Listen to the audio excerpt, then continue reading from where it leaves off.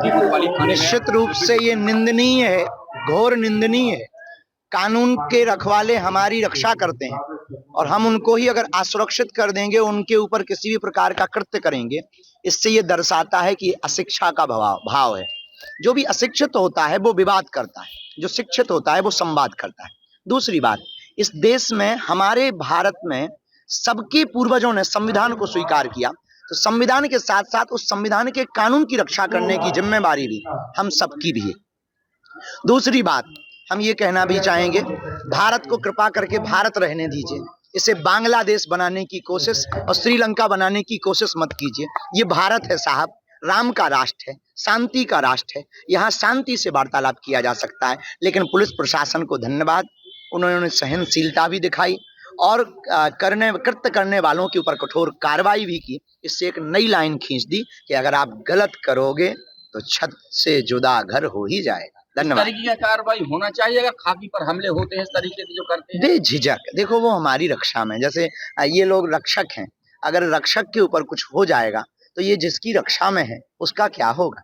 तो हमारे कानून के रक्षक हैं वो, पुलिस की वर्दी हमारी इस देश की कानून की रक्षक है। तो निश्चित रूप से वो सुरक्षा में रहेंगे तब तो हम लोग सुरक्षा में रहेंगे, और वो ही अगर नहीं रहेंगे तो हम लोगों की रक्षा कौन करेगा।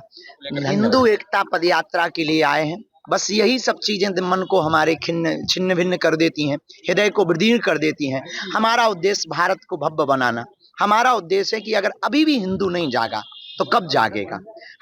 अभी आपने ये कोलकाता की घटना देखी, अभी आपने जो है पालघर के संतों की घटना भी देखी। इस देश ने रामचरितमानस को जलते हुए भी देखा। इस देश ने बांग्लादेश में हिंदुओं पर अत्याचार भी देखा।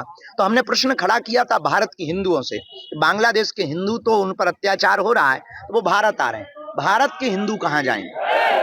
दूसरी बात, आज तुम्हारी दुकानें लूटी गई, तुम्हारी बेटियां लूटी जा रही, कल तुम्हें अगर लूटा जाएगा तो तुम जाओगे कहाँ। इसलिए हम हर समाज को इकट्ठा करने के लिए, इस देश में सबसे बड़ा जहर और सबसे बड़ी दीमक और सबसे बड़ा कुष्ठ रोग लगा है, उसका नाम है जात पात। और इसकी आवाज को हम उठाने के लिए अब गांव-गांव पैदल पैदल जाएंगे और पैदल चल करके हिंदुओं को एक करेंगे। और कोई हमारा उद्देश्य नहीं, ना कोई एजेंडा है हमारा, केवल एक उद्देश्य है कि हमें अपने जीते जी इस देश में हिंदुओं को सुरक्षित करना है। क्योंकि हिंदुस्तान में हिंदू सुरक्षित नहीं होगा तो कौन सुरक्षित होगा।